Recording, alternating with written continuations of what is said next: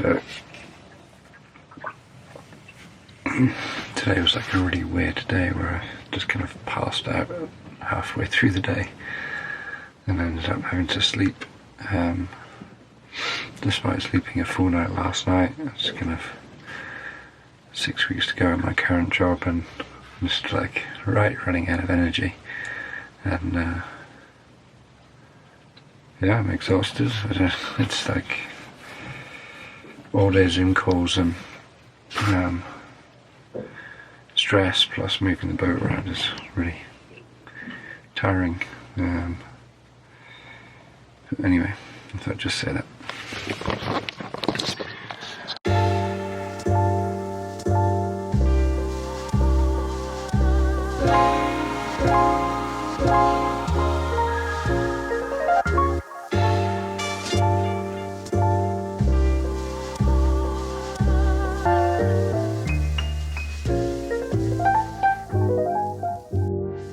I think it's really easy to get stuck in a bit of a rut, not moving, not going anywhere, not changing anything. I've been a real fan this year of Yes Theory. I have been for a few years, but really started hitting home.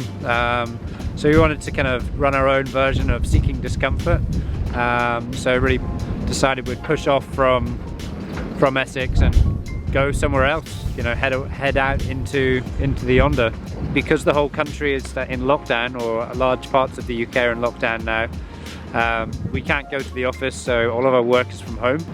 Both of our companies who we're working for are based in London, so we decided to do a slow moving house from the east coast of the UK down to the southwest coast of the UK, and that should set us up really nicely for some trips this winter. We've got some initial ideas of some kind of quite adventurous plans. Yeah, really looking forward to some proper sailing, some proper offshore.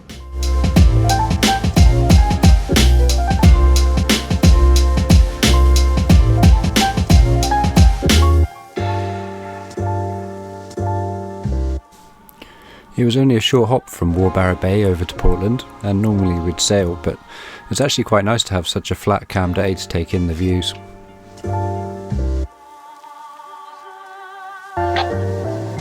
Portland Marina, good evening. This is Serafina. We would like to come in for a berth. Portland Marina, just stand by. Is it just for one night,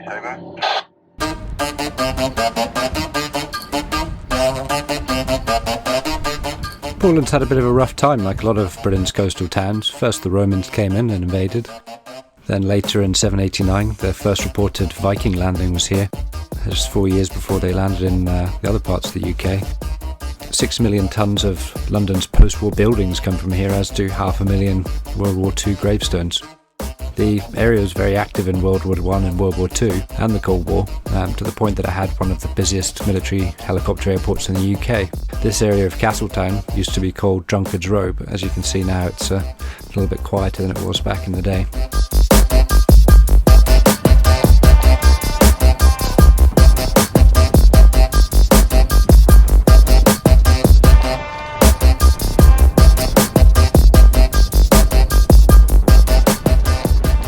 Forecast.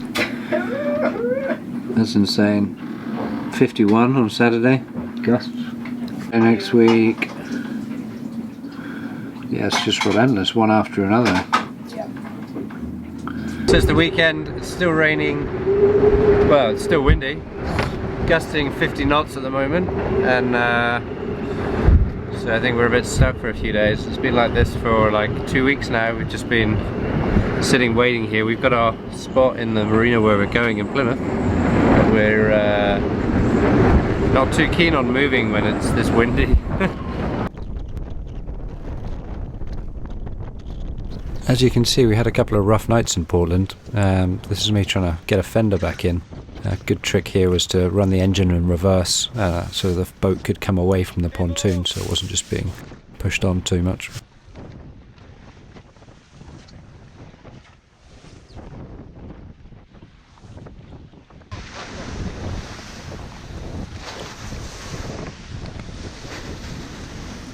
All of this, of course, while we're sitting inside working away on our computers, so fun times.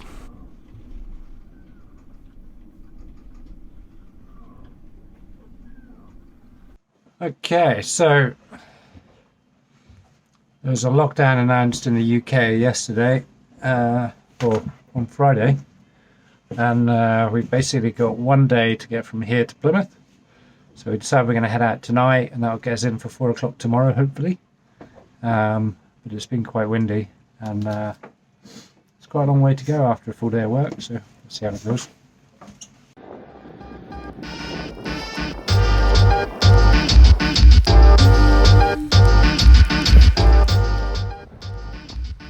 It ended up taking 16 hours to get from Portland over to Plymouth. We sailed a lot of the way, but it wasn't easy. I made a navigational mistake early on and went through Portland races at their peak. I was a little bit too busy trying to stay alive, so I don't have any footage of that bit, but we'll try and set up some cameras outside for the next trip. After the long trip, we were very happy to get into Plymouth Pier, and especially to see the Speedwell art installation that the Arts Council put in to celebrate the 400 years since the Mayflower sailed across to the US. It's really striking.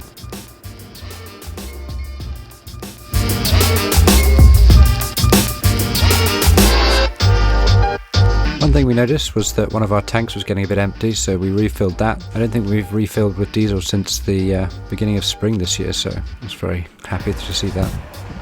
So after a little bit of exploration, we had a couple of drinks to let our hair down and celebrate that we'd made it to our final destination for the winter.